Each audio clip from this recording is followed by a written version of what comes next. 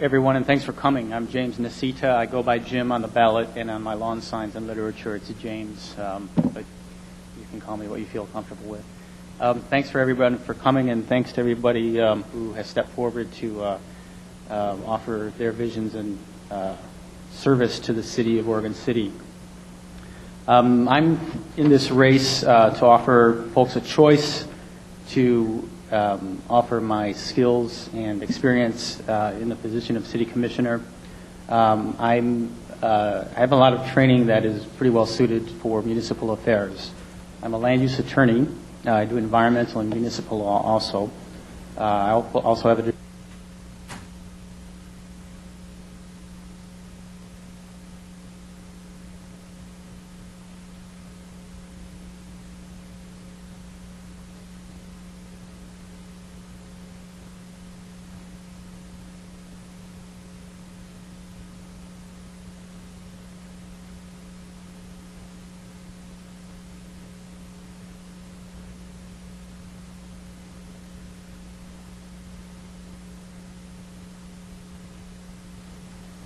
Good evening, fellow citizens of Oregon City. Thank you very much for being here. My name is William Gifford, and where's my co-chair? Where is he? Here we go. Tim Powell and I are co-chairs of the McLaughlin Neighborhood Association, one of the sponsors of tonight's events. We also want to thank very much the Park Place Neighborhood Associations, the Gaffney Lane Hillendale Neighborhood Association, the Oregon City Downtown Business Coalition, and the Oregon City Chamber of Commerce, who are all proud sponsors of this event. I also want to extend a special thanks to the Abernathy Center for offering this facility to us. The nicest places in Oregon City. I couldn't imagine a nicer place for it. Thank you very much.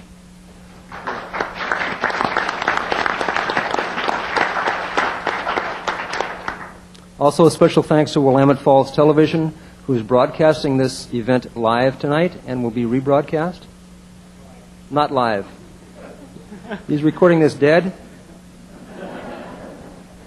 And also thanks to Buell's Impressions Printing for supplying the name tags and the pads and so on. So thank you to them. And a big special thank you to the League of Women Voters, who has graciously provided us with our timekeeper, KJ Bemis. Wave, thank you very much, so everybody knows where she is. And a special person of our moderator, Christine Chin Ryan, who I'd like to tell you a little bit about. Christine is the founder and president CEO of Synergy Consulting, which she founded in 1988. Synergy provides customized software programming in the energy industry with an emphasis on conservation and energy efficiency. She's also a member and corporate affiliate of the League of Women Voters since 2002. She is the chair of Oregon Small Business for Responsible Leadership since 2004. She is also she was appointed in January 2004 as, to the Governor's Small Business Council and has been chair of the Governor's Small Business Council since July 2006 to January of 2008. A member of the Oregon Small Business Advisory Council in 2008. A member of the Oregon Business Plan Steering Committee member, and the list goes on. She's very well accomplished and professional who has conducted many of these before, and we are very, very honored to have Christine Chin Ryan as our moderator. Thank you very much.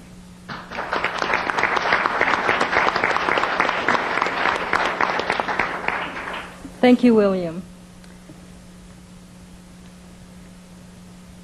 First, I want to talk about what the format will be like today.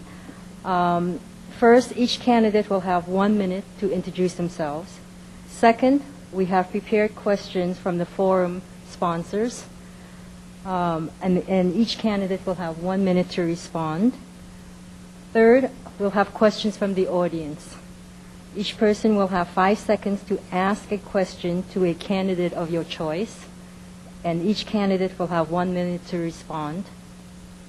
Fourth, each candidate will ask one of their opponents a question, and each candidate will have 1 minute to respond.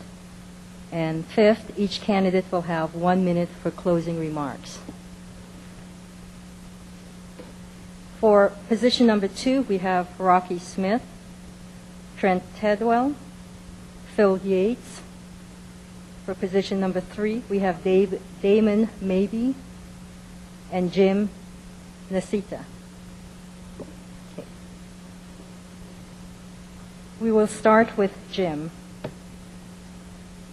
You have one question to introduce yourself. I'm sorry. 1 minute. Okay. Sorry. Excuse me, Jim. KJ is a timekeeper, and she will put up the yellow flag when you have 10 seconds left, and then the red flag when time's is up. Thank you. Okay. Good evening, everyone, and thanks for coming. I'm James Nasita. I go by Jim on the ballot, and on my lawn signs and literature, it's James, but you can call me what you feel comfortable with.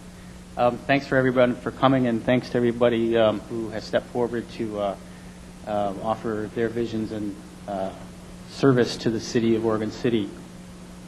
I'm in this race to offer folks a choice to offer my skills and experience in the position of city commissioner. I have a lot of training that is pretty well suited for municipal affairs.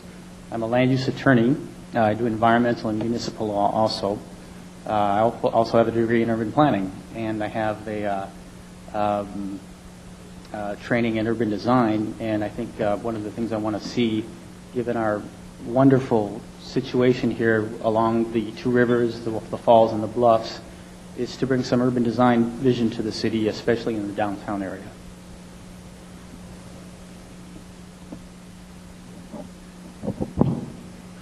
Damon? Welcome this evening. My name is Damon Mabey. I'm a lifelong resident of the city, with the exception of 10 years that I traveled the world with the Navy. I've seen good cities, I've seen bad cities, and I came back to Oregon City because I think it's the best city. I think I'll just do it simply by quoting my voter's pamphlet statement, and that is, I remember when you got asked the question, where do you work? And it meant, what mill here in Oregon City do you work? I came back from the Navy and it meant, where in Portland do you work? It's my objective to bring that question back to, where in Oregon City do you work? I think that we've got a lot to offer, and a bedroom community is not what we should be. And when I lived in Los Angeles, it was 45 minutes into work and 2.5 hours home from work. And I do not want that to be Oregon City's legacy. Thank you. Trent? Well, good evening, everybody. How are you? Nice to see you. Thank you for coming out tonight. You all know me. My name's Trent Tidwell. You know my record. We're old friends by now, aren't we? We work in that kind of relationship. I want to tell you a little bit about, though, what our friendship has entailed. When I got elected 4 years ago to be city commissioner, we were about to file bankruptcy. And with my leadership, we were pulled out of the red. And you know what, Oregon City, we're starting to look good right now. One of the things that our partnership that we've had, we take on those tough issues. We look at our streets and our roads. You wanted a pavement improvement project. We worked together on that, and we did that. And I want to tell you something that I'm also very proud of. When we closed the Hilltop Urban Renewal District, we created 35,000 new jobs for that area. And that's largely due to the relationship I've had from learning from you. And to be honest with you, what I'd like to think is that you've learned from me. I'm honored to be your city commissioner. Thank you so much. Rocky? Could you use this one? Is this one on too? Okay. If it's on. It's definitely on. My name is Rocky Smith, and I'm a teacher here at Oregon City High School in Oregon City. I've been a teacher for, this is my 8th year. Grew up in Oregon City, have lived in Oregon City my entire life, and have a deep passion for the city and concerned about a lot of things that are going on with our city at the moment. I have been really involved in the community. I organized one of the biggest events in the city, the Pioneer Family Festival and the Teddy Bear Parade, and I've done that for the last 10 years. I have been a member of the Arts Commission, the Tourism Commission. I'm currently on the 150 Oregon City Task Force. And I've done a lot of work with the schools. So I have too been around for a long time and very involved in the community, and I think that I can bring a lot of my leadership to the city. Rocky. Hi, my name is Philip I'm Yates, sorry. and I'm running for City Council because I believe I can make a positive contribution to our city. There's much the city government has done that I approve of, but there are a couple of things that I strongly disagree with in regards to the city's policies. The first is the city's development agenda. It relies heavily on borrowed money and taxpayer-subsidized growth. The city's current practice in the urban renewal district is to cut deals with private interests behind closed doors and then announce those deals and then vote on them with very limited public debate. I believe this is a highly risky strategy that could ruin our city. The other issue that has bothered me is the way this city has sort of a disconnect with the voters. The city should be doing much, much more to connect with our citizens on important matters. Even if you agree with the city's development agenda, the city would benefit from an open debate on that agenda. Because I've been around the block as a lawyer, as a businessman, and as a government official, I feel I'm well qualified to engage in that debate, and I hope the voters will elect me so I can engage in that debate on the City Commission. Thank you, candidates. Our next part of the forum, we have prepared questions. Each candidate will have 1 minute to respond. We will start with Phil. The first question: what civic accomplishments, projects, or coalitions have you led that demonstrate your skills at collaboration?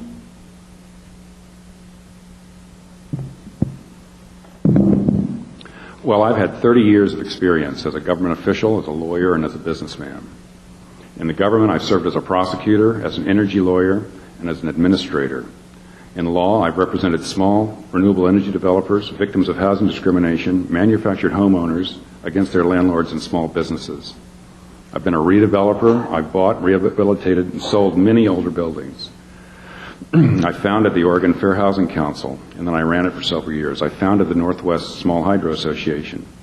I've served on the Oregon City Library Board. I've been active in Rotary International for many years. I've served as club president, and I was named as Rotarian of the Year by my club. There are many contentious issues for the Commission that require collaboration.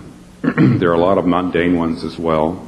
I believe that my experience will allow me to work with my colleagues to come up with the best decisions for Oregon City. Thank you. Rocky, you have 1 minute to respond. Well, I've created one of the largest events in the city, Pioneer Family Festival I already spoke about. I was hired as an art teacher 8 years ago and have brought an art program to Oregon City High School that was 1 part-time teacher, myself, to 4 full-time art teachers. I have been named the Teacher of the Year the last 2 years at Oregon City High School. I have raised hundreds of thousands of dollars for Dornbecker Children's Hospital in events that I've worked on in the last 10 years. I've been extremely committed to bringing tourism to the city and have created a ghost tour and walking tours throughout the city to promote tourism. I have given my time and effort to the Ermatinger House, which is a city-owned building here in Oregon City. It is the oldest house in the city. And various other, many volunteer activities throughout the city. Thank you. Trent? You know, I think that one of the things that a leader has is when they can admit when they're wrong. So when I said 35,000, I actually meant 3,500. So sorry about that. Didn't mean 35,000. We created 3,500 jobs when we closed the Hilltop Urban Renewal. I was born here in Oregon City. I was born in the old Oregon City Hospital 36 years ago. I wanted to get involved with the Oregon City Commission for a variety of reasons, one of those being to give back to a community that had been so good to me and my family, a product of the Oregon City education system and Clackamas Community College. One of the things that I felt early on that was truly lacking in the city was its commitment or its outreach to citizen involvement. And I felt very passionate about that when I first came onto the commission, and I still do. I started a forum called Conversations with a Commissioner, which has truly made me a better commissioner because I get to hear what the people of this community feel and how they want their community to be led. So, thank you. Damon? Well, collaboration is a difficult thing in some situations to achieve. The best thing that you can do is at least try to achieve a minimum of hurt feelings when you have a disagreement. I think the best demonstration of my ability to collaborate is the fact that every one of my commissioners have endorsed me, that I am a teammate and can work with them. When we had the tough decisions to make for the budget cuts, our first 4 months in office, I was right up there with the chalkboard or whiteboard, I guess they are now, and working through the solutions. There was a lot of talking in circles, and I was able to help kind of focus the conversation and make people feel generally accepting of the decisions. The fact that we had to make any was the downfall of it, but we basically every day in every interaction I strive for collaboration. So, thank you. Jim? Thank you. I'm a member of Oregon City's Historic Review Board, and I wanted to give you folks an example of how I work on that body. I am someone who questions rigorously applicants, but even though I question them rigorously, I work with them to help them achieve their goals. The example I like to give is on the McCarver House subdivision that we recently reviewed. It's up on off of Warner Parrott. And on that project, there were things I disagreed with, both with the developer and the other members of the board. I wanted a detached garage, and I wanted the new houses to have their garages in the back. I lost both those votes, but that did not prevent me from helping the developer out by suggesting our preservation incentives and to use our work session to help him out so he could speed his project up. So that's an example of collaboration both with my colleagues and with an applicant. Next question. What do you see as advantages and disadvantages of urban renewal? What would you see as its funding alternative to attract investments in Oregon City? We will start with you, Rocky. I'm very concerned about urban renewal. As a school teacher, and I've also met with both the police chief and the fire chief, and when I asked the fire chief what his main concern was about the city, urban renewal. There's a lot of, all the money that's going into urban renewal is not going into police, schools, and fire. I think that urban renewal could be used to revitalize places within our boundaries that need help, especially downtown. I'm concerned about using urban renewal money for city-owned buildings, City Hall and libraries, which we're not going to get any investment back on.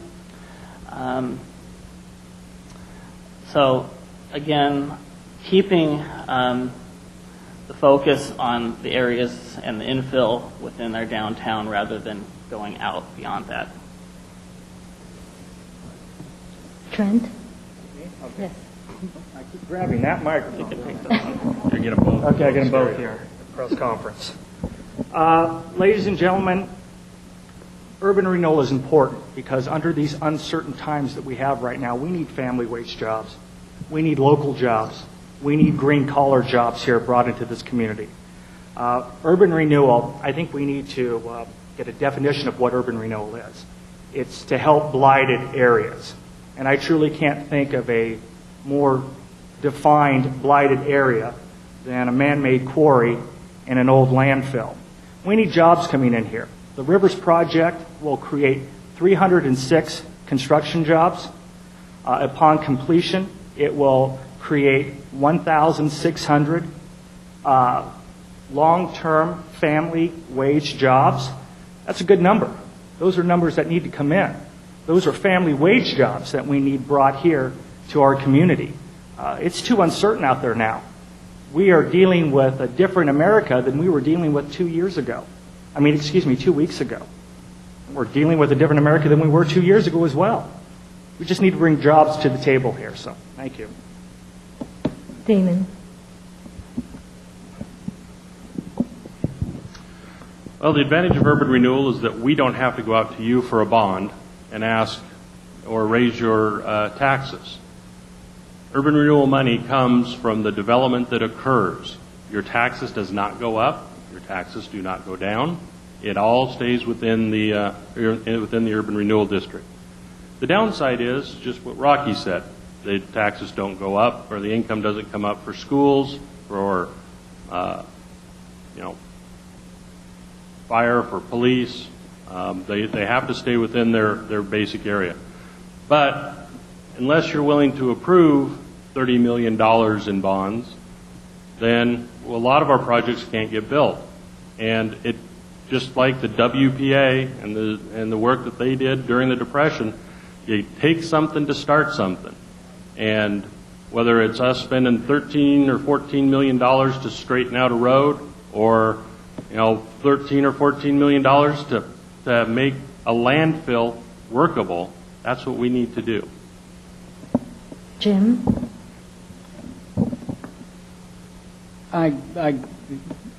Commissioner Mabee and I have a difference on urban renewal, especially our priorities. I'm not in favor of the Rivers Project as it's planned or building it at all. I have concerns that it's going to compete and drain downtown and not assist downtown. My focus for redevelopment is on downtown. The current urban renewal plan, if you read it online, gives no money other than small grants to downtown Oregon City. I would shift the focus of that urban renewal money back downtown.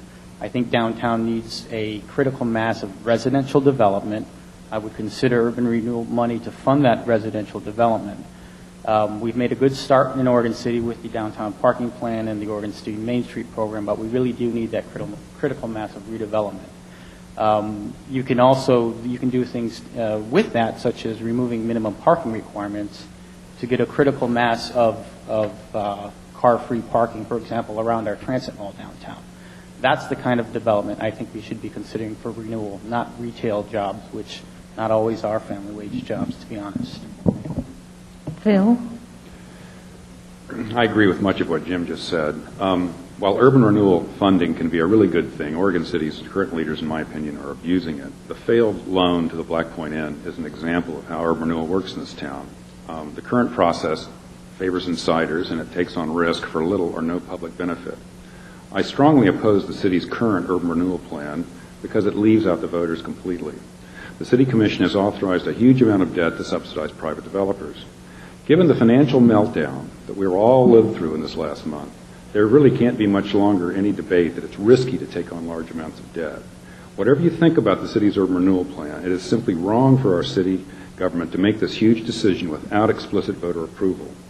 After all, it will be the voters who will foot the bill if the deal goes down. For these reasons, I'm circulating a petition to amend the city charter to require a vote before the city takes on this huge debt, and I would hope all of you would sign it. Thank you. Now, I think you've noticed there's a pattern as to who I'm going to ask the questions first. So the third question, the city has made a considerable investment in both the Rivers and the Cove projects. How would you capitalize on that investment? We'll start with Trent. I think activity breeds activity. I think I'm so excited about the in conjunction as an adjunct to our downtown district with the Rivers Project. I think our Commissioner Daphne West has done an amazing job with working for our Main Street program that is being devoted to revitalizing our downtown Main Street. In regard to the Rivers Project, listen, we need to be in these uncertain times more self-contained. We need to be able to go down in our community and buy a pair of Nike shoes somewhere, and then also be able to buy something eclectic in our downtown historic business district. That's what we need right now. The Rivers Project is bringing, at the end of its completion with our urban renewal, that is $500 million brought on the new tax assessed value for that. That's a tremendous amount of money there, and that's a tremendous amount of investment. So we desperately do need that. Oregon City needs to come into her own finally. For 36 years I've sat here, and it's now starting to. So I'm excited with the projects, and I hope you're as excited as I am too. Damon?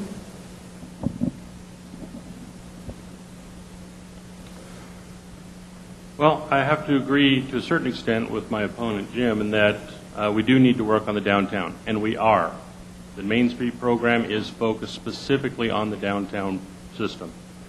The rivers and the cove are the reason why people would come to Oregon City. Quite frankly, if they want something from a small business, they can stop at Willamette, they can stop in Canby, they can stop in Milwaukee, they can stop in Clackamas.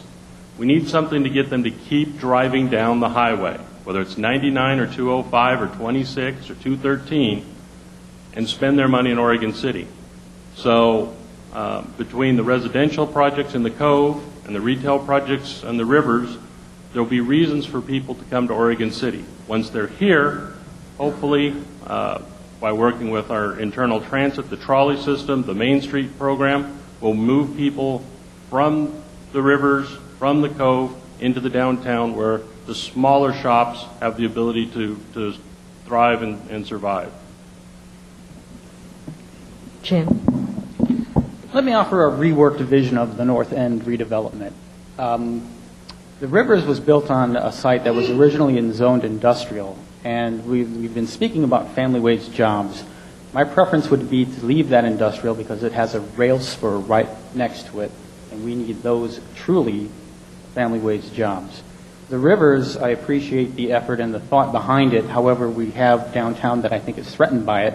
And we also have the Oregon City Mall, which is kind of an eyesore. It's the first thing you see coming off of I-205. I would if you're going to build a new mall that can handle stuff that downtown can't, I would refashion the Oregon City shopping mall, expand it back to the Main Street loop. Finally, the Cove, I would reconsider that also because I'm concerned about floodplain issues. I think that if you look at the design of the Cove, I would prefer that we go vertical around the Cove itself, so you don't have to fill as much as is being planned for fill on that site. If you go vertical, you'd have some nice views, and you'd have less of a floodplain risk. Phil?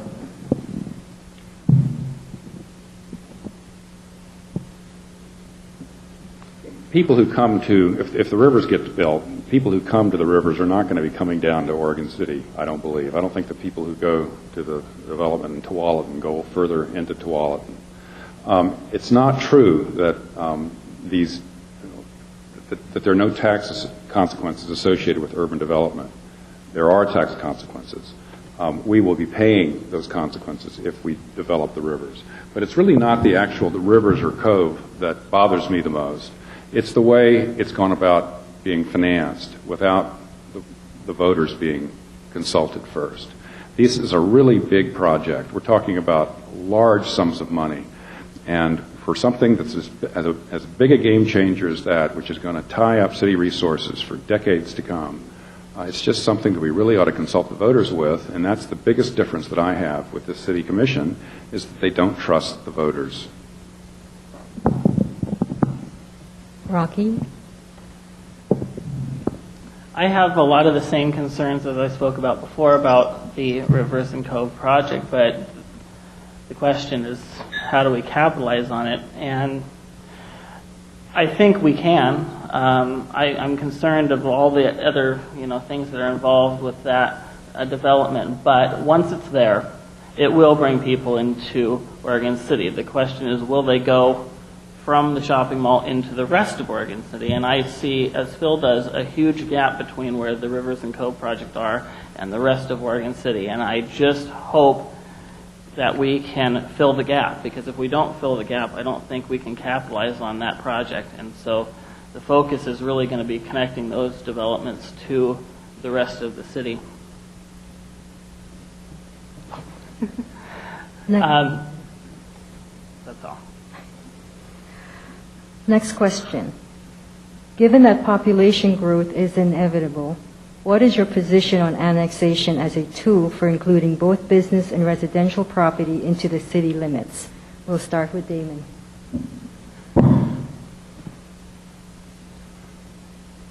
Well, I think that if we can do things with infill, we should. But there are some projects that there isn't room for infill. For instance, the Green Economy Center that's being proposed on the Beaver Creek annexation site. That's a major new economic and industrial base that's being proposed and is ready to go should the annexation be approved. The advantage to annexations, especially when they're large chunks of annexation, is they allow for good planning.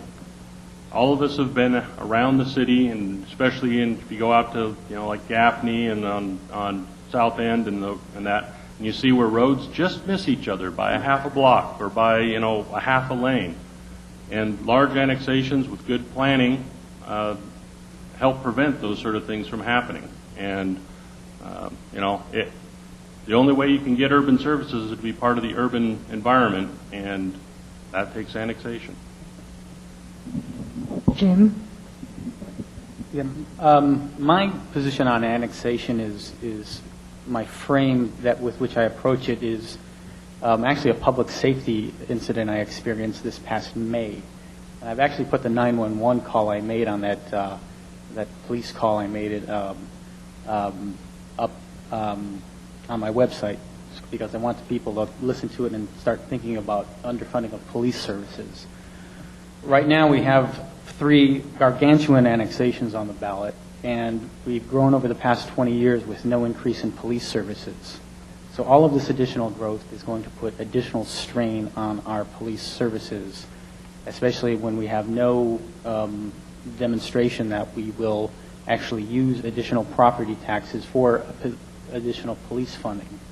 And until we get that structural issue of how do we fund police services, more growth will just further strain our already underfunded police departments. So I'm recommending a no vote on the annexations. Phil? It's not just police, it's all other city services as well. I'm for growth that pays for itself. I call this smart growth. Unfortunately, because of current state law, it's impossible really to have smart growth in Oregon, at least for new subdivisions.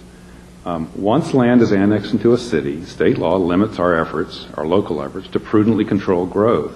Under current state law, regardless of any law, any plan, every new annexation is going to create demands for services that the rest of us are going to have to pay for. Until the state law changes, we must stop annexations if we want to grow prudently. And this, I believe, holds even for the golf course annexation, which has an owner whose stated plans are very, very admirable. My problem with her plans is that there's no assurance that those plans are going to be implemented. What if she sells? What if she can't get her financing? Unenforceable promises simply aren't good enough. We must stop annexations until the state law allows us to grow prudently. Rocky? I also believe that growth needs to pay for itself, and even if we get to a point where growth pays for itself, we're still going to be in a problem with Oregon City because of the fact that about 20% of the land in Oregon City is not taxable with the county seat and all the other buildings. So even if the continued growth pays for itself, we still have to make up that difference. We definitely need more jobs in Oregon City. That's one of the reasons that I support the annexation of the golf course development, mainly because of my background in education, and I see the potential links there with the college and the high school. I am not opposed to annexations, but I do think they need to be looked at individually. I have concerns about the Park Place annexation. So again, I'll have to look at annexations individually, but I'm concerned about keeping up with city services when we annex properties into the city. Trent? I support both the annexations. I support the Beaver Creek annexation, and I support the Park Place. I support the Beaver Creek because it creates green-collar jobs, and green-collar jobs need someplace to live. And I like Park Place because it creates 50% open space. That's unheard of. That's respect for the environment, and I appreciate that kind of development. And you know what the beauty about annexation is? Ladies and gentlemen, you pretty much created it. I'll tell you why. Because I'm so proud of the fact that we spent 2.5 years on a concept plan that you participated in, outlining this kind of growth. You did. 15 public forums we had that the public participated in that helped refine our concept plan. And this is the kind of growth you requested.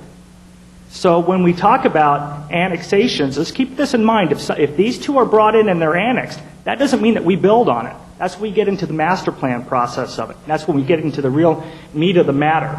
And that's when our citizens are going to have to step up and help us with that as well. So, thank you. Next question. With the need for economic development in Oregon City, as well as the current trend to work where you live, what is your view of the planned development at the current Oregon City Golf Course, and how will this help meet those development requirements? We'll start with Jim. On the Oregon City Golf Club annexation, I do think that the design of what's proposed is very good. I also think that the Beaver Creek concept plan is also very good. I disagree with the way this annexation was put on the ballot, and Commissioner Mabee was actually the person who moved this annexation on the ballot. Just moments after the City Commission adopted the Beaver Creek concept plan, and we were putting it on the ballot in violation, I feel, of our city code, which requires a land use hearing to demonstrate that the annexation complies with the comprehensive plan. In this case, it would mean the newly adopted Beaver Creek concept plan. That's not going to, there's going to be no land use hearings on it. Industrial development pays for itself. I would like to see the Green Economy Center only, after this vote to turn it down, come back with a land use hearing on the Green Economy Center only, because that's in our interest, because it does create jobs. Phil? Well, I very much approve of the idea of living close to where you work. I do live close to where I work. I own the Singer Hill Cafe up the hill, and I live about 4 blocks away, and it's very nice. And I think that we should work very hard to do our planning in Oregon City, so we do a lot more of that. I think the way you do that is to increase densities in our existing neighborhoods more than create annexations that don't pay for the development, that they don't pay for the cities, for the services that they're going to consume. It just doesn't make sense to me for us to subsidize further sprawl when we could be focusing on building up, not out, which seems to me to be the right way to go. Rocky? We're all focused very much on sustainability.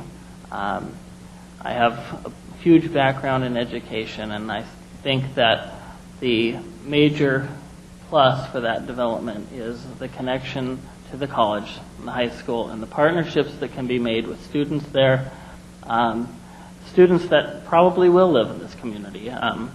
They like to think they're not going to, but I think most of us could say that we like to think that at one time, and we're still here. We love this city. We expect our students and our kids to stay here and to love the city as much as we do. So I think there's a real key to keeping families in Oregon City, supporting the city, and getting jobs within a local range that they can put their time and effort back into making the city a better place. And I think that developments like the development at the golf course can do that. Trent? Well, yes, I think it's been said, and I think it's been said well here. I think I do support this. I support the annexation of Beaver Creek. I support the partnership with our college, with our community college that it brings. I think that we need to make sure that we're taking a look at the uncertainty that's truly out there. I don't know about you, but I'm a little scared right now. I look around and I see markets up and down, and I see things happening that are potentially very detrimental. And I really think that we need to start focusing on being more self-reliant in our communities. And that's what I like about this. I like the kind of eco-village aspect that they are doing. And at the end of the day, it's quite simply this. It creates more jobs, more green-collar jobs, which are the right kind of jobs for Oregon City. And I think us being a strong regional center, we must have that. So I wholeheartedly support it, 100%. Damon? Well, I think to again my esteemed opponent and I have a very fundamental disagreement. But I would say that yes, I did propose this annexation to go forward minutes, not moments later. But but the fact of the matter is I did it within our rules. Our rules provide for an exception. Otherwise, I would not at all have done it. And had there not been several projects depending upon this annexation, I would have supported sending it back through the system. But when you've got project deadlines, bids, and all those sort of things that need to go forward, and they're the things that you want to have happen for this city, that's why there's exceptions in our rules, so that we can make those. We did have a land use hearing on the Beaver Creek plan, and we did believe that it met our land use decisions. LUBA's decision was based not on land use, but on process. Okay. Next question. Specifically, how would you propose to support neighborhood associations and encourage citizen involvement? We'll start with Phil.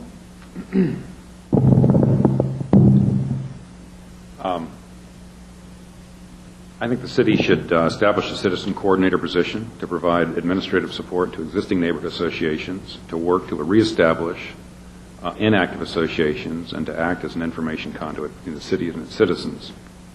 To make participation in neighborhood associations more meaningful, I believe the city should also provide resources to be spent as the association deems appropriate and provide associations with real authority.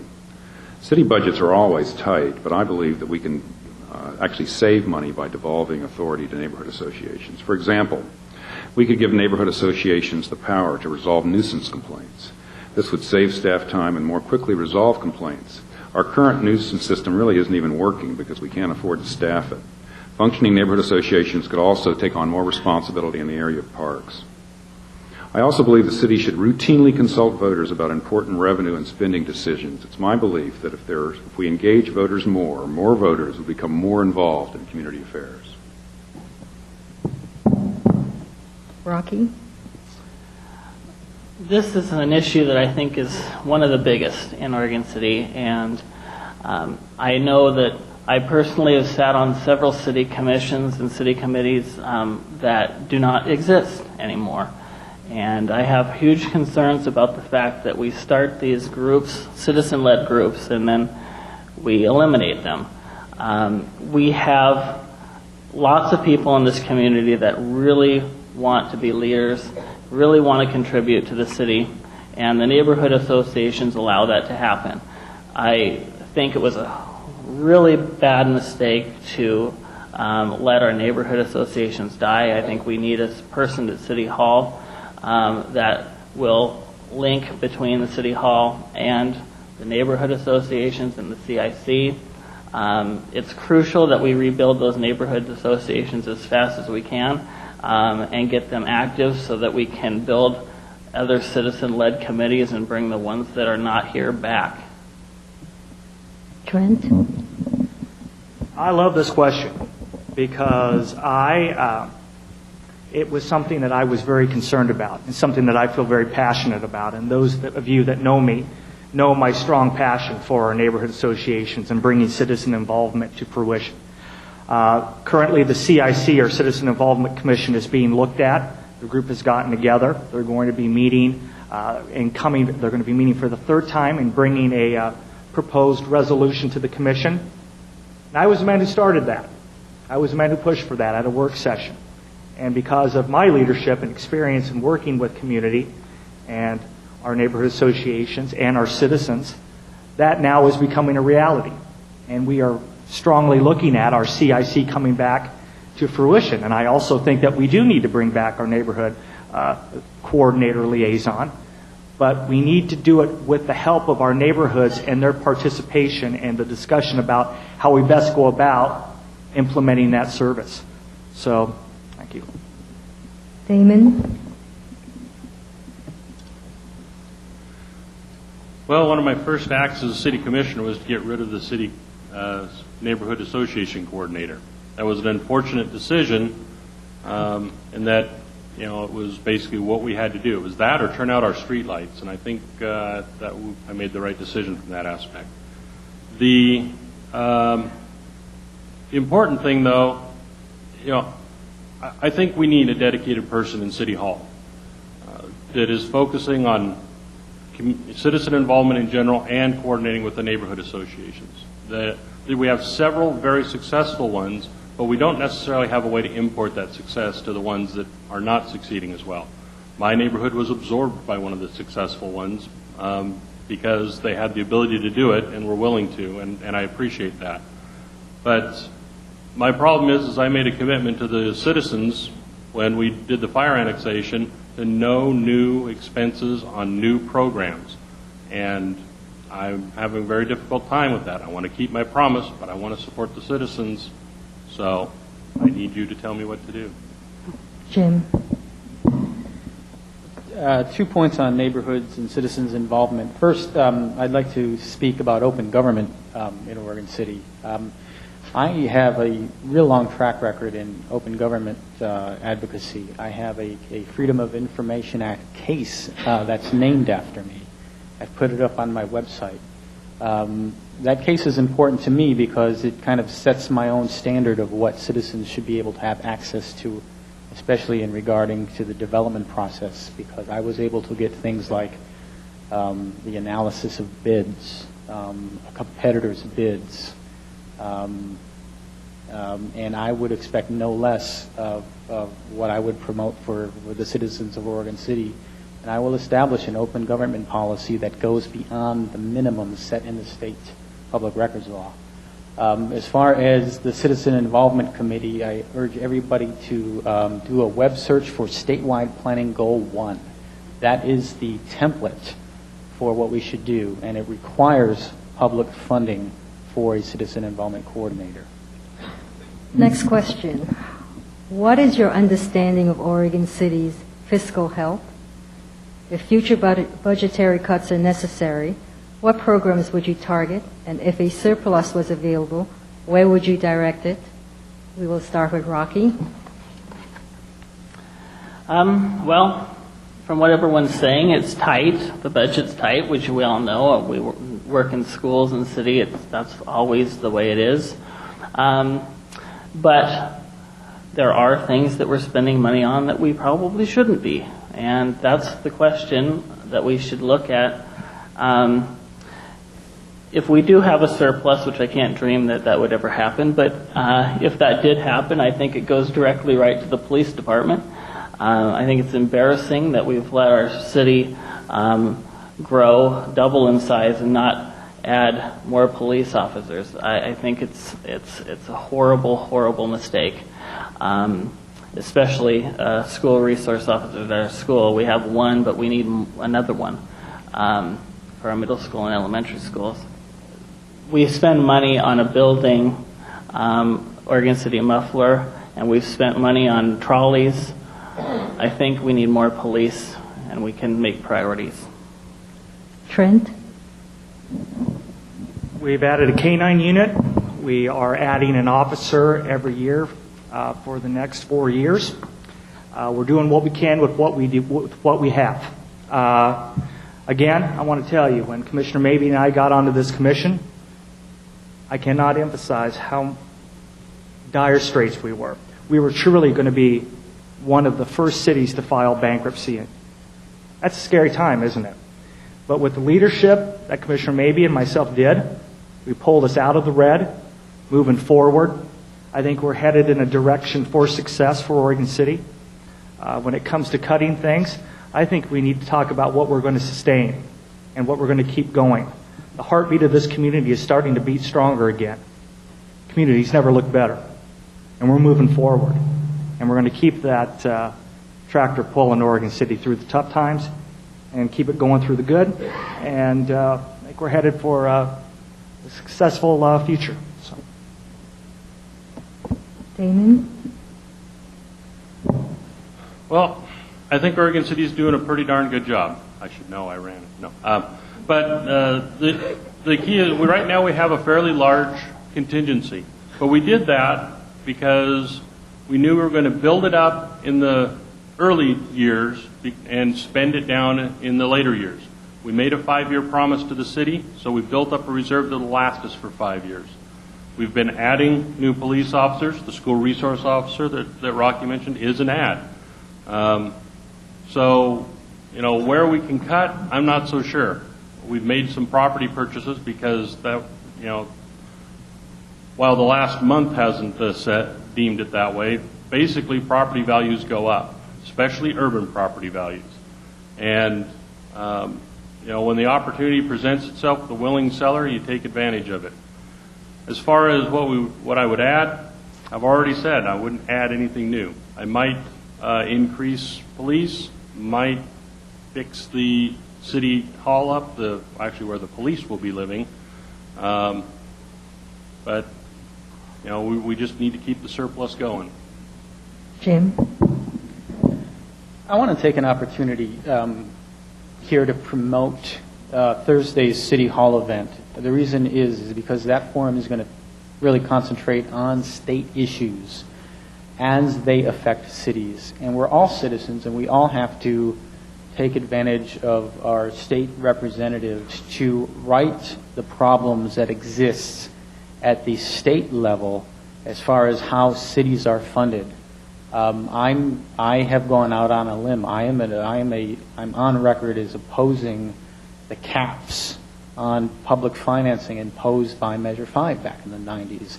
And I think we need to address that because that has bankrupted or come close to bankrupted cities across the state.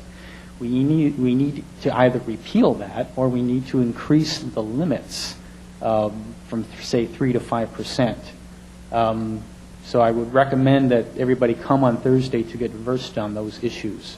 As far as the city itself, I would really like to amend the charter to make sure that we are required to fund police at a fixed proportion of the population. Will? Well, most people are predicting we're going to be going into a recession here for too long, and I think that's probably going to put quite a bit of pressure on the city's budget, and there's going to be some tough decisions to make. And what do you cut? Senior services, the pool, parks, police. I'm not exactly sure I'm going to come out on these issues, but I think I can say that cutting police would be my last choice. On the revenue side, I agree completely that the state has tied our hands, and it's a real problem. But I do believe there is a way to increase revenues in Oregon City and deal with the structural problem that I forget who it was mentioned of having so much nonprofit ownership in this town that consumes services and doesn't provide any revenues. We also have Blue Heron Mill, which has the most expensive real estate in town and doesn't pay much in property taxes.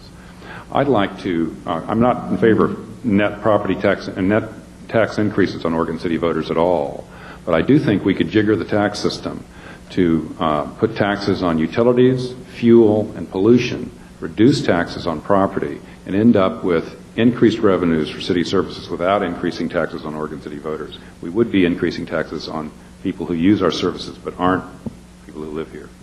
Thank you. Now we'll get to the interactive part of this forum. We will have questions from the audience. Each person that asks the question will have 5 seconds, and you get to choose which candidate you want to ask the question to. The candidate will have 1 minute to respond. Please do not repeat any question that was previously asked. Doing so will forfeit your turn, and we will move directly to the next questioner. Does anyone have a question? My question is for you, Rocky. The Trails End Paranormal Society lists you as the president on their website. What is the purpose of this society, and why should a concerned parent trust a grown man who promotes the occult in our city with his associations and his business? It's actually vice president. But thank you for the promotion. I appreciate it. Well, I do tours of Oregon City. I've been involved in the city commission, or I've been involved with the Heritage Coordinating Committee in Oregon City. We do a great event in Oregon City every year that is a tour of the McLaughlin House, Barclay House, and all the other attractions, including the Pioneer Cemetery, which is a partner with the city, that happens every Halloween. So I've been working very tightly with them, and the tours that I do within Oregon City that focus very much on the history and the paranormal activity that's actually happening in our individual museums here in Oregon City. If you talk to anybody in Oregon City about any of the museums, you know that there are things happening here, and I think it's part of our history. What? I didn't say I don't know if I've had a lot of experiences on my tours, absolutely. Thank you. Does anyone have another question? Please, sir.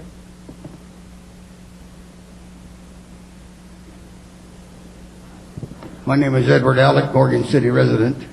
I have a question for Commissioner Tidwell, I guess. Since we all are questioning urban renewal in this city, and we know it takes it off the tax roll, by the way, Commissioner, maybe, it doesn't give us any funds for our general fund. I would like to ask Commissioner Mabee, Commissioner Tidwell, since he's involved with urban renewal and since he has been speaking of it, how much does the Home Depot pay in property taxes yearly? And that is in urban renewal. So how much does that pay a year? I'm sure that you people must understand how much money you're taking out of the tax rolls. So I'd like an answer to that question. Yeah. How much money it pays a year, and is this building in urban renewal? That's my second question. Mr. Alec, I don't have those exact figures for you. I don't know those off the cuff. I don't want to give you some information that wouldn't be accurate for that. I can have you talk with David Wimmer, our finance guy that's in charge of that, to get you the exact numbers. I put you in contact with him. I think the wonderful thing about urban renewal is this. We can go in and decide whether or not we want to take portions of it out or not when we manage it, and we can decide whether or not we want to do that with scalpel or with a hammer. We can do it either delicately or we can do it aggressively. I choose to do it more delicately. But I'll get back to you on that, and I'll get you those answers. I don't want to give you something that's inaccurate. Please try and keep your questions to 5 seconds. We have this one gentleman first, then you're next. This is a question for Rocky. Rocky, we had asked the question earlier. You didn't get a chance to answer it. I don't think properly. You got the first part, but not the second. We talked about urban renewal again, and you said you didn't approve of urban renewal as a funding source. And I guess my question, and the second part of that question was, without urban renewal, what other funding sources would you use to create an environment for economic development for the city? Well, I think we need to focus on, I don't really think that we need to be subsidizing development. I think we need to take care of what is our current boundaries first, take care of our city services first. Once we have that part, then we can deal with urban renewal. I don't think urban renewal is a bad thing. I just think that we need to focus on our priorities first. And I think until we have police and streets and schools that are servicing our whole city, that we shouldn't be subsidizing other developments until we take care of what's currently here. So I'm not against it at all. I think it has a big plus in terms of revitalizing a lot of places in Oregon City, but it needs to be done right, and it needs to be done not buying city buildings, I don't think, because we're not going to ever get taxes back from that.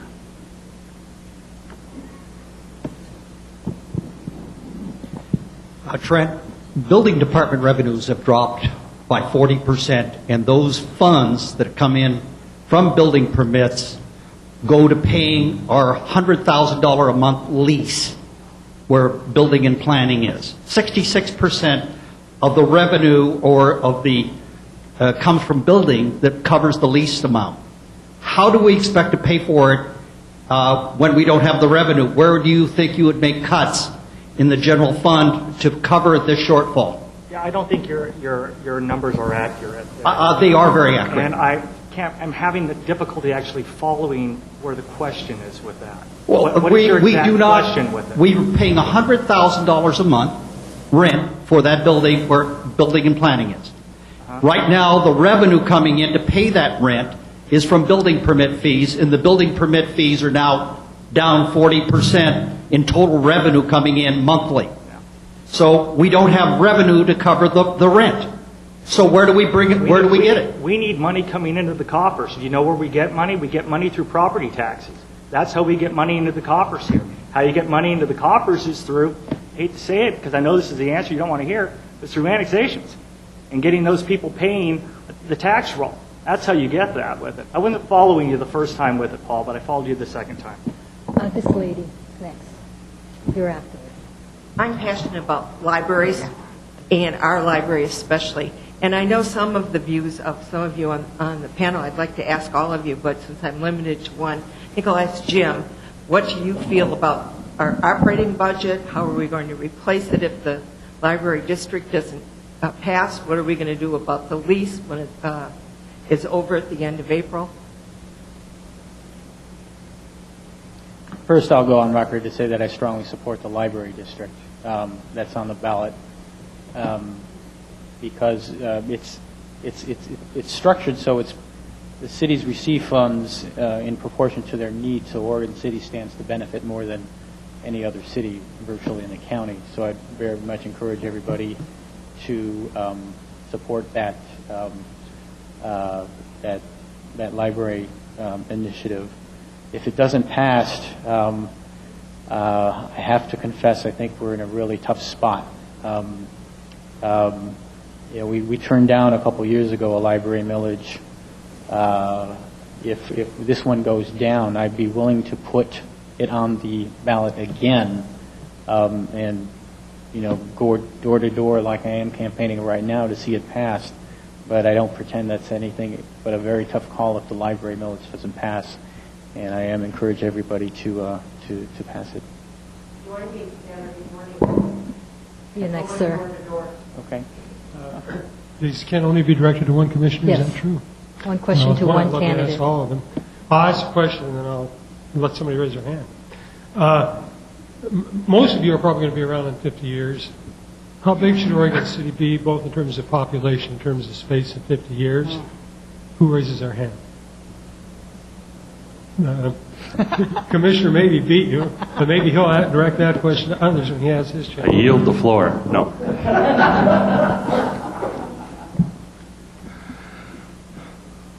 Well, frankly, I think in 50 years, we're going to be pushing up against Beaver Creek. We're going to be pushing up against Damascus, and we're already pushing up against Gladstone and West Lynn, so those two directions are pretty much done. If everything happens as Metro plans, which we know is not always the case, we're looking at over 1 million people moving into Clackamas County.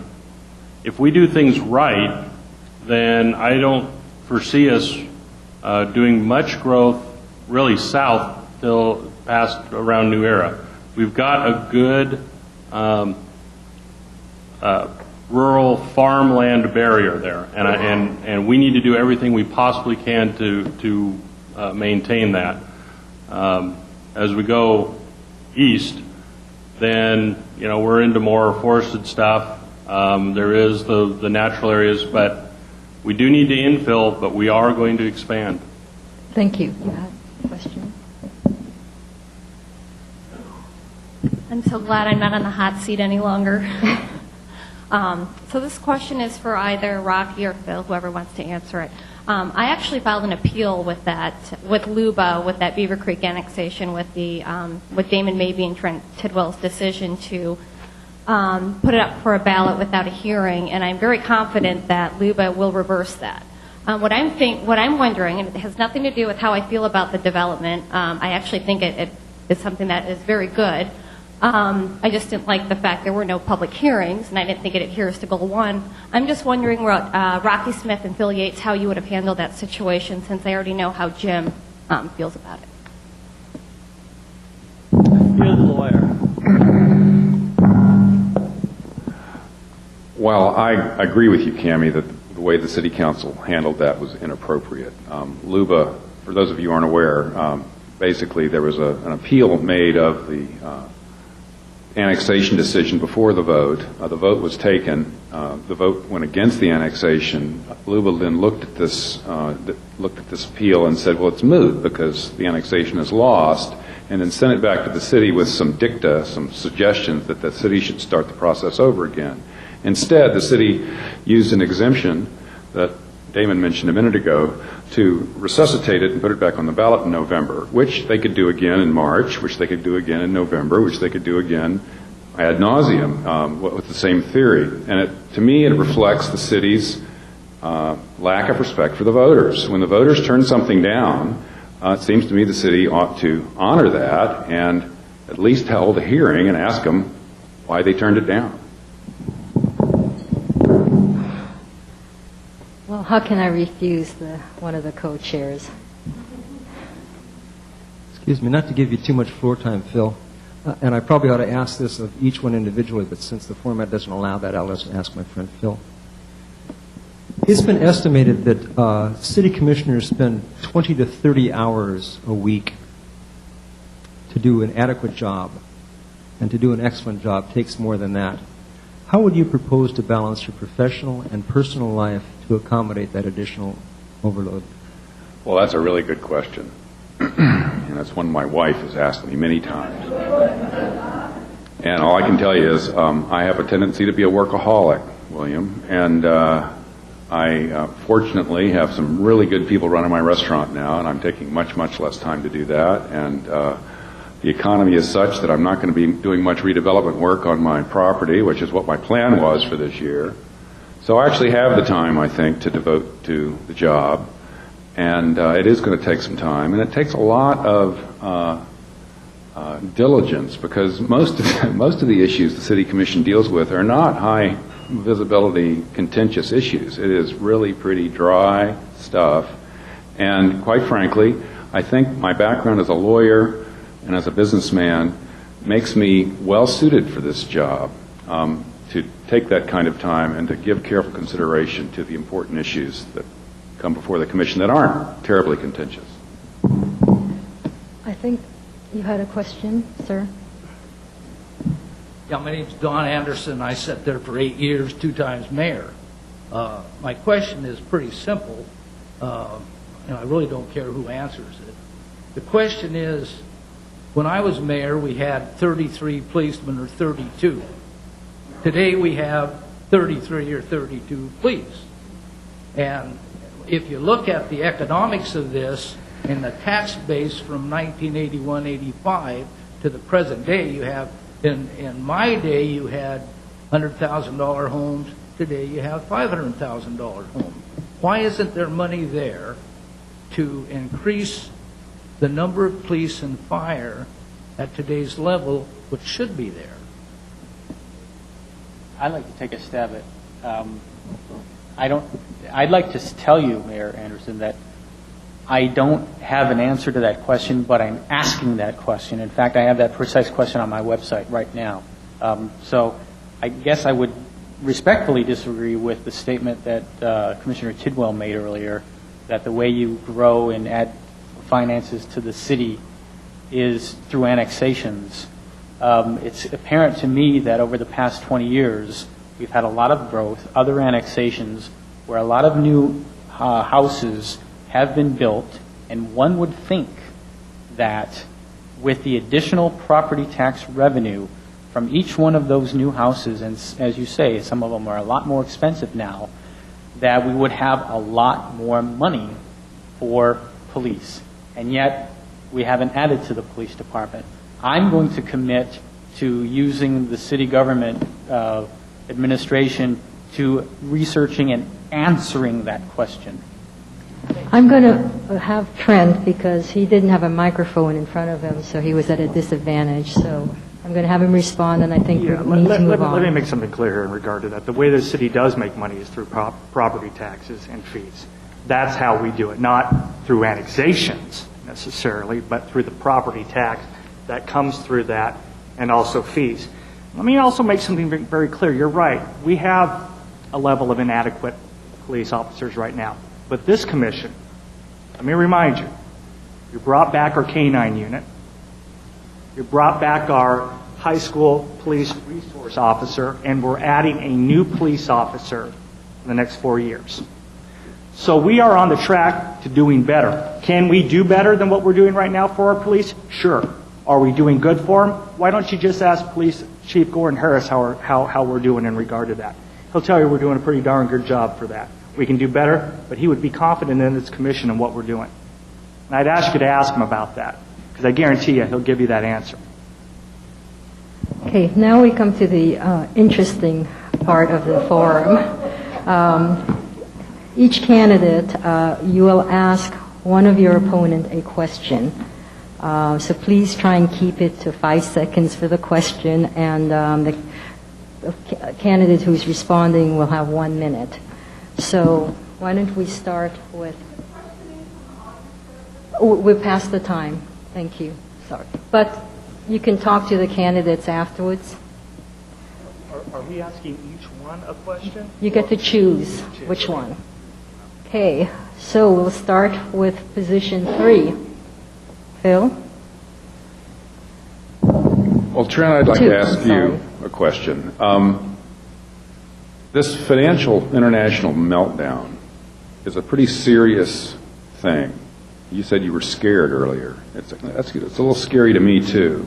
Of course, I was scared about the decision the city made to borrow $100 million to do the urban renewal plan when it happened, and you weren't. Has the international financial meltdown made you more cautious in making decisions to borrow money?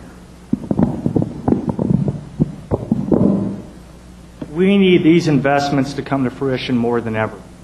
We need our Rivers project to happen. We need our Cove project to happen. We need our Main Street to be up and strong and happen. We need local jobs here. We need to build our economy. We need to provide green-collar jobs more than ever for these uncertain times. We must really start focusing on being self-sustaining or self-containing, if you will. With gasoline prices, Phil, like you're talking, you didn't say gasoline prices, but the cost of things going up, we need to find things more locally here. We need to be able to get the things that we need at the end of the day here locally. When we're getting food for our kids or for our family or for our children, we need to be able to find those in this area and have it convenient and close to us. So I think more than ever, with these uncertain financial times, the one thing that I am certain about is that we got to continue with the things that we've already started. Rocky? My question is to Trent about police again. My father is a retired police officer in Oregon City. I have a brother-in-law presently on the police force. You said your first term successes was to reduce crime, that you reduced crime, but the crime actually went up since 2006 to now 9.2%, and that's according to the police chief, who I did meet with.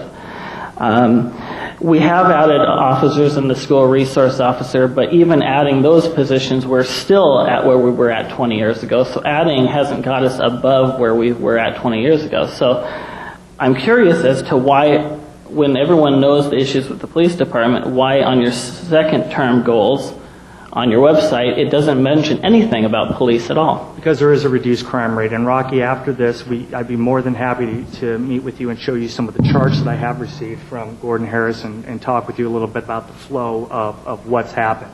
I understand where you're coming from with that, but I'd be more than happy to sit down with you and share some numbers that I have in regard to that. You're right. Police are very important.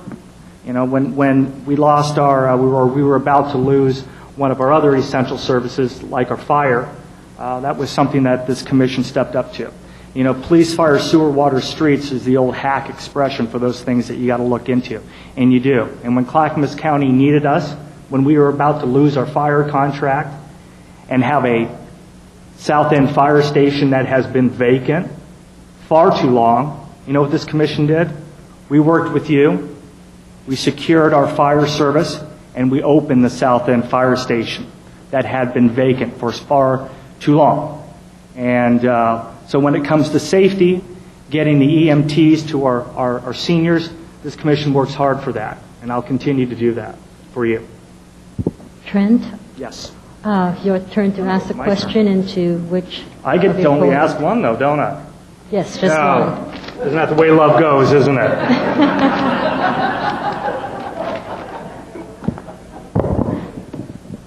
Let me see what I got here. I wrote it down here, and I'd like to question. My question is for Phil.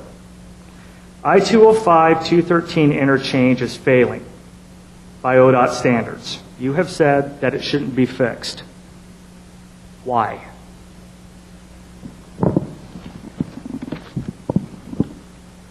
I didn't say it shouldn't be fixed, but I don't believe that we should fix it with borrowed money that doesn't get the approval of the voters. If the voters of Oregon City want to fix the I-213 interchange, here's what's going on with the I-213 interchange. In fact, this is sort of the big picture here. The city has an agenda to subsidize development in Park Place and Beaver Creek. In order to have Park Place and Beaver Creek happen, they have to fix 213. The feds, who've been subsidizing that kind of thing for years, since the 50s, have stopped. The state's not going to subsidize it. The only party left to subsidize it are the voters of Oregon City through this urban renewal district, which conveniently doesn't require a vote of the people. It seems to me if we're going to fix 213, and I'm not opposed to fixing 213, it ought to go through the voters. And then if the voters turn it down, and if Beaver Creek and Park Place want to continue their development, then they're going to need to come up with some mechanism to fund that increased road services to serve that new development. It's beyond the time now. It is unsustainable for us as a community to continue to subsidize sprawl. The developments ought to pay for themselves, including their roads. Damon, your question? My question's for Jim.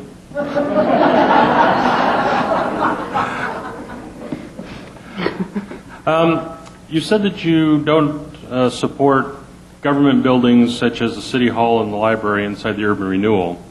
And if that's the case, where and how would you cite a library? Where would you cite a library, and how would you fund and build one? First of all, before I answer that question, I need some clarification. Where did I say that? Are you citing? I don't remember saying that. You stated that you didn't support building government buildings in urban renewal that aren't part of the tax rules. I did not say that. Said that.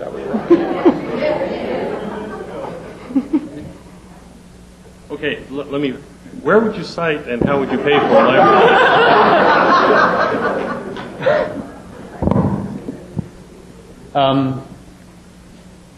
I'll have to look at the tape because I really don't. Sorry.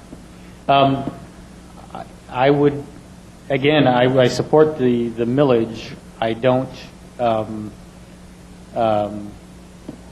I don't know what we would do if it doesn't pass. I would cite the library in the old library in the Carnegie Center. I have raised the idea with some city staff about doing what the University of Michigan did with its law library, which was to excavate additional space below ground to use their historic law library and kind of double the size of it in the same geographic space that it was in without having to move it. Thank you, and Jim. That's where I would like to see the library cited.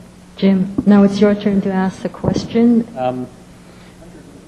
I do want to ask Damon, because you've been on the city commission for 4 years, maybe you've gotten an insight into Mayor Anderson's question, because I kind of think that's the singular question that we need to answer going forward, especially with all these growth annexations that are proposed, which is how I can't support the annexations because we don't have a track record with all the new growth that we've had in the past of actually spending it on things like police services. We've doubled in size with no additional funds or no additional policemen. So I'm wondering if you've had any insights as to why that's occurred over the past 20 years, where we have grown so much, and for some reason we haven't been able to use that extra property tax revenue to fund additional police services. And if you, going forward, would you be interested in really, grappling that, beginning with a formal economic study of decisions made and taxations made over the past 20 years, and trying to, get a hold of that. Get a hold of that question. That was a long 5 seconds. I tell you. Well, first I'd say that during the 4 years that I've had the ability to make decisions, we have added police officers. The previous 16 years and those administrations have to answer for their decisions. So, I think that that's, where we need to focus is what we're able to do with what we've got. I don't really think that there's a need to spend the money on an economic study when, frankly, the National Police Officers Association has done that. They have recommended standards, which we do not meet. We're close, but we're not there. And they have recommendations for building size, for how many canines, they've got it all down to a science, and we need to do what we can to implement that science. And whether that's passing a levy to do additional funding, or where that goes, that's the decisions that we need to make. Thank you. Now we'll go to the last part of this forum. Each candidate will have 1 minute for closing remarks. Let's start with Phil. Just go down. Well, thank you all for coming. This is actually a pretty good turnout. It's been kind of fun, too. We're really living in an interesting time here in 2008, and this next 4 years is going to be really important in Oregon City. Oregon City is on the edge of a growing urban area that is sort of the nation's leader in planning, and this is really where the rubber is hitting the road, these annexation issues and these growth issues that we're dealing with. The issues of sustainability are very important to me, and I just simply don't believe the city is on a sustainable path currently. Those are the contentious issues, really, the growth issues. But there are a lot of other issues that involve being a city commissioner.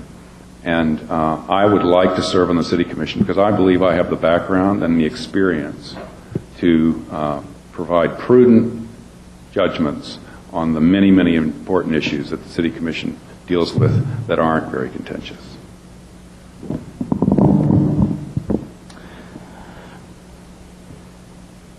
I have great respect for both of my opponents on this election, but I have lived in Oregon City all my life. I am devoted to this city. I work grassroots.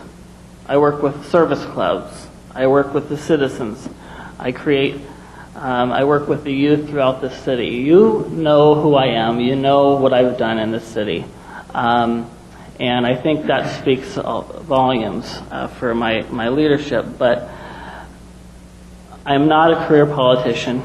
I'm not going to leave the city commission after 2 years to try and run for county commission.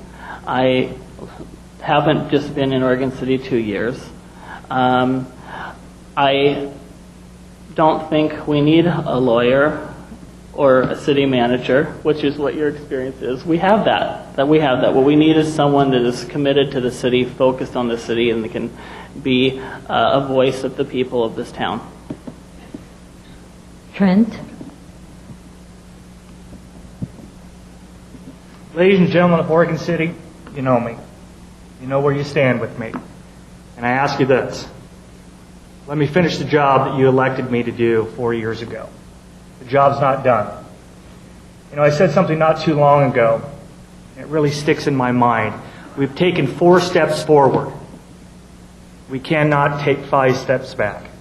And that's what we've traditionally done in Oregon City. We need to follow through. We have a history of not doing that here.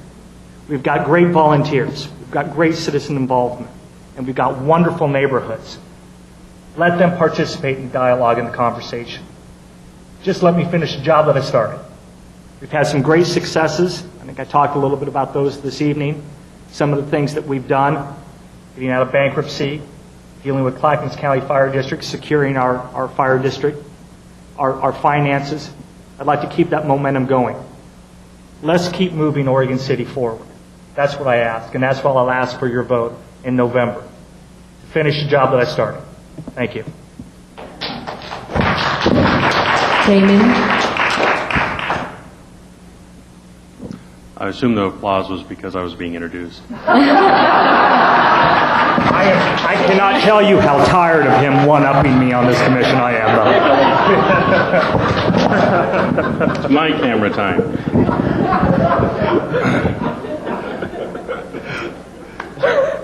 She's staring at the stopwatch.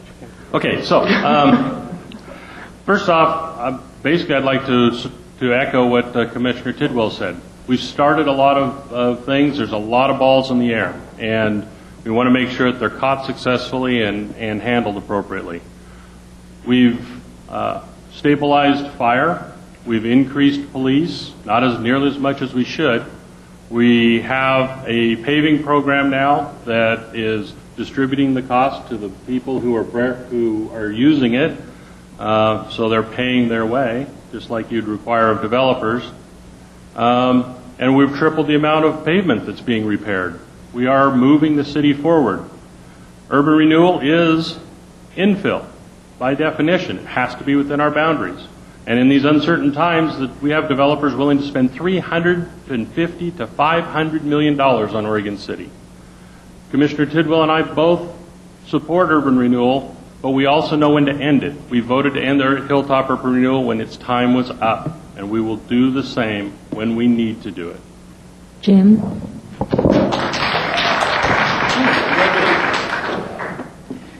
I'd like to invite people to undertake a little exercise that I did earlier this summer. I had an opportunity to go out to Clackamas Park and go to the water right where the Clackamas River enters the Willamette River.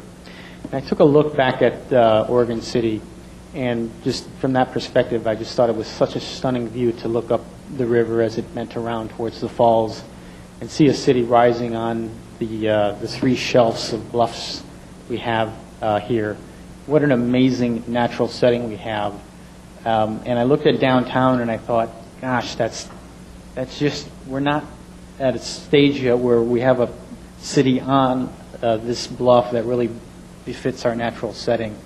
I'd like to take us in that direction to kind of cultivate what we have, improve our downtown, improve our existing city. Let's really put our house in order, develop a beautiful city before we decide to expand and grow out. I think we should take care of what we have first. Thank you. Thank you. Now, in closing, I'd like to say please mail your ballot in time for it to arrive at the Clackamas County Election Office by Election Day, 8 p.m. You may drop off your ballots at the outdoor ballot drop box in Oregon City Hall, and I think you all know where it is. Indoor ballot drop boxes at the Clackamas County elections till 8 p.m. The ballot drop box is in front is available 24 hours every day. Postmarked is not will not be counted if it's postmarked but has not arrived on election day. I'm glad that you came, and I hope we have provided you with information that will prove helpful to make your voting decisions. If you missed some parts of the forum or would like to review this forum on any issues, you'll be able to do so in its entirety on the local cable Willamette Falls Television Channel 23 and in the city's website in 2 days. William?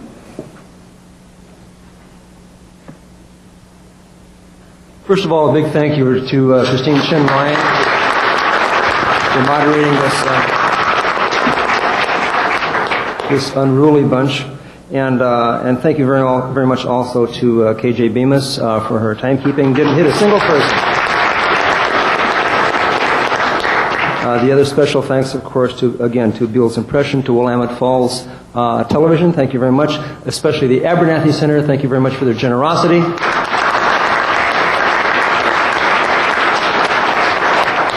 And thanks one more time to the sponsors of tonight's events, the McLaughlin Neighborhood Association, the Park Place Neighborhood Association, Gaffney Lane Hillendale Neighborhood Associations, the Oregon City Downtown Business Coalition, and the Oregon City Chamber of Commerce, and most especially to our candidates. Thank you very much. I would not want to be sitting at this table. Thank you very much.